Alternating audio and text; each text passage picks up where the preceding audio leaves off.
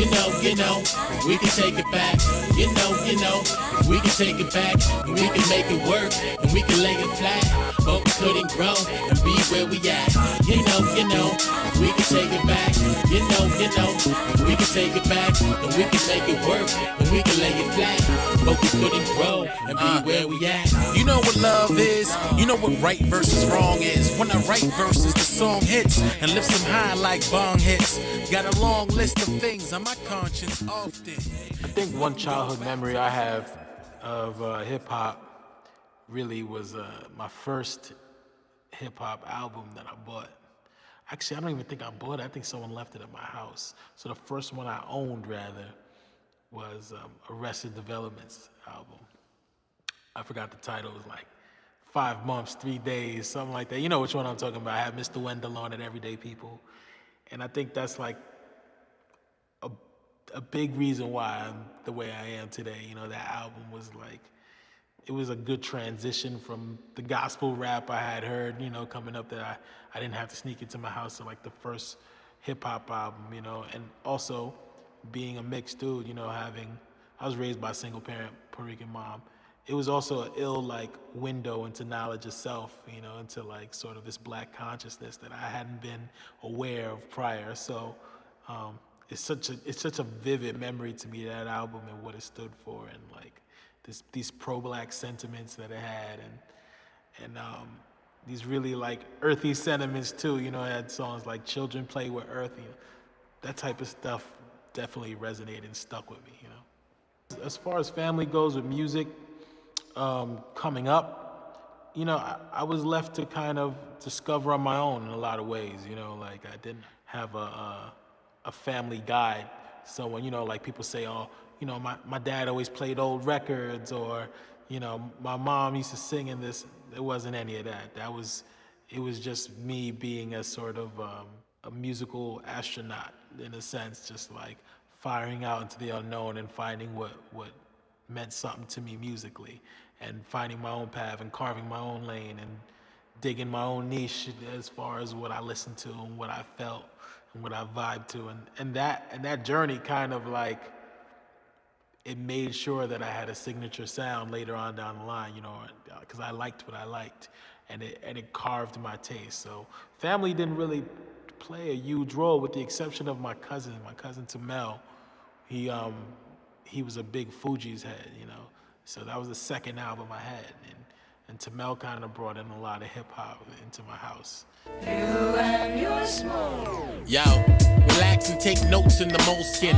Unbutton your overcoats and start coasting to the most unnoticed but dope quarter of the coast, to get them open like smoke from the roach clips. From the lips of a crip out in Oakland to the steps of my brownstone and Bed-Stuy. Pound for pound, a spitter with direct ties, with mad respect and charisma to the necktie, and enough charm to last him through the next life.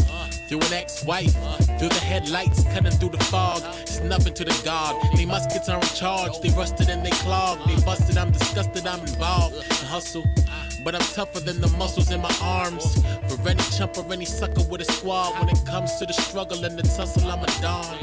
As a man, my whole clan understand. We focus on the prize and we sticking to the plan. It's God first, the black woman is queen. And this is the mastermind right here. Pudge. Now they're on their way over here. We just wasn't enough room in the whip for them. I layered them up. I played a new version of that. That had me cracking up.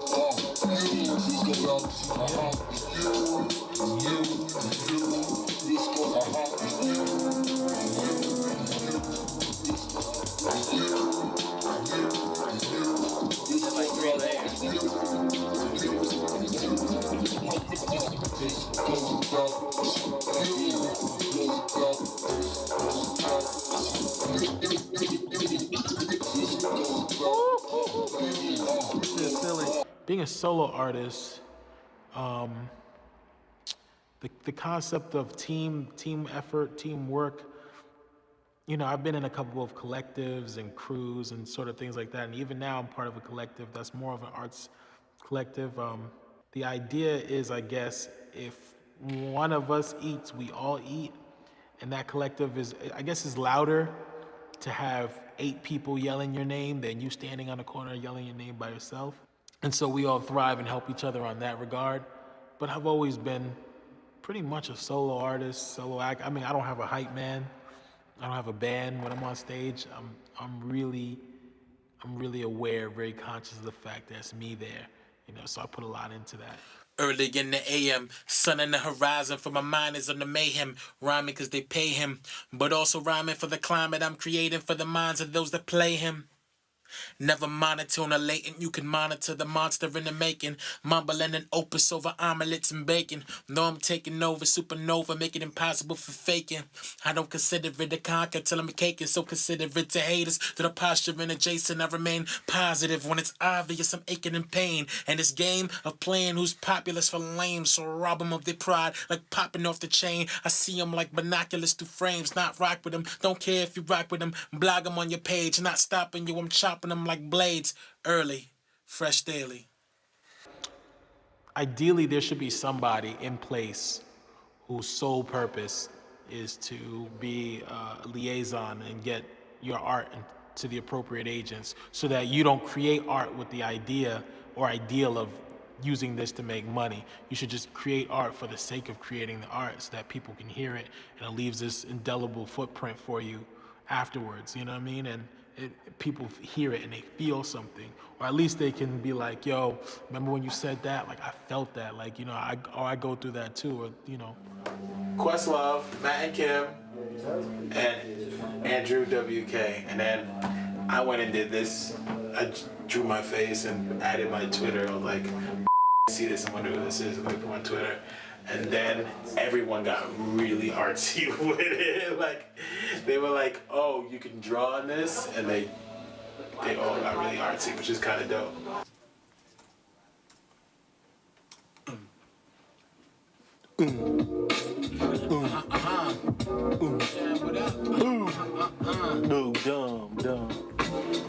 Build yourself a bridge, get over it.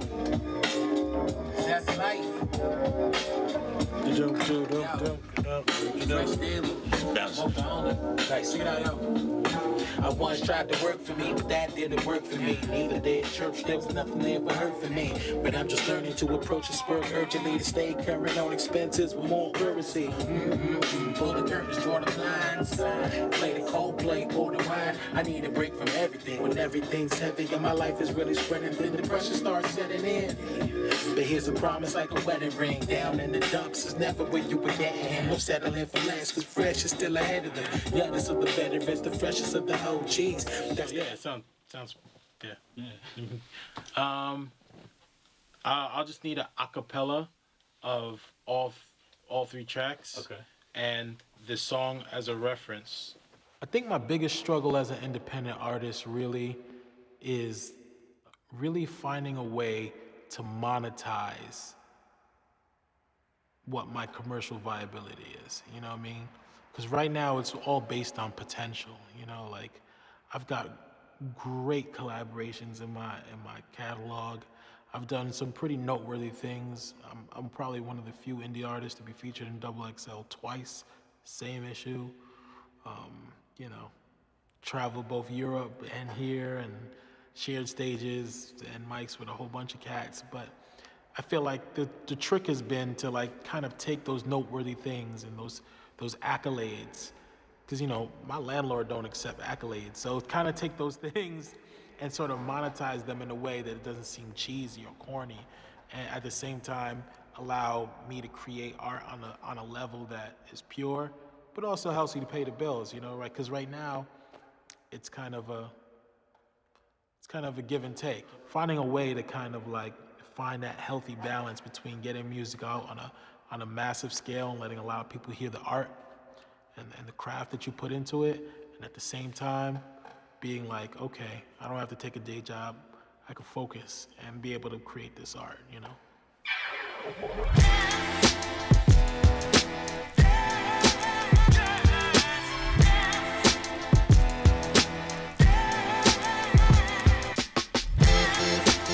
It feels good. Say yes if you win it, man. And just get it how you live it, fam. It feels good. It feels good. Say yes if you win it, man. And just get it how you live it, fam. It feels good. Lose when you win one, lose when you lose. Gold when you go hard, bronze when you snooze. It feels good when they tell you that you're killing it. It feels better 10 years later if you're still in it. And all it takes is if you put your will in it, to put your all in it, no matter what your calling is. Of course, know that you might fall a bit. It gets ugly, acknowledge it, say yes. So holla back if you getting all of this. Don't get comfy, get funky, parliament. You get tarnished, get polished, learn tolerance. Keep promises, keep knowledge and push like street pharmacists. For accomplishments, be honest, keep modest when you accomplish them. Just be like Kanye.